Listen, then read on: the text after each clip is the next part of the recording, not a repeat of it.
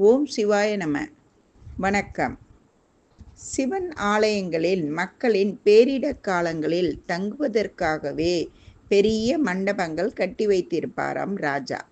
அங்கு மக்கள் நடந்து போய் தங்கிக் கொள்வார்களாம்.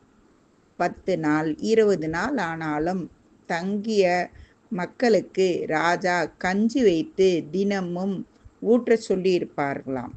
பெரிய கோவில்களில் இன்றும் சமையல் கிடங்கு, தானிய கிடங்கு, தானியம் வைக்கும் களஞ்சியம் இருக்குமாம்.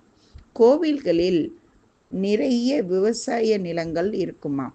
அன்று கோவில் நிலங்களில் மக்கள் விவசாயம் செய்து வருடத்திற்கு எத்தனை முறை 2-3 முறை அறுவடை வரும் பயிர்களில் ஒரு பங்கை கோவிலுக்கு மக்கள் கொடுத்து விடுவார்களாம். அது கோவிலில் உள்ள தானிய கிடங்கில் பாதுகாத்து வைப்பார்களாம். பின்வரும் பேரிடர் காலத்தில் மக்களுக்கு பயன் தரும் வகையில் அமைத்து உள்ளார்கள் ராஜாக்கள்.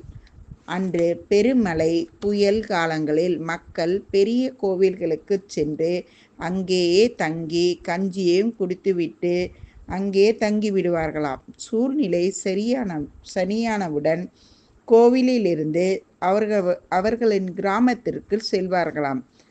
அவர்கள் கிராமங்களுக்கு செல்லும்போது மன்னர் விவசாயம் செய்ய விதைகள், தானியங்கள், அவர்கள் 3 மாதங்களுக்கு வாழ்வாதாரத்திற்கு வேண்டிய உணவு வகைகளையும் கொடுத்து அனுப்புவாராம் ராஜா.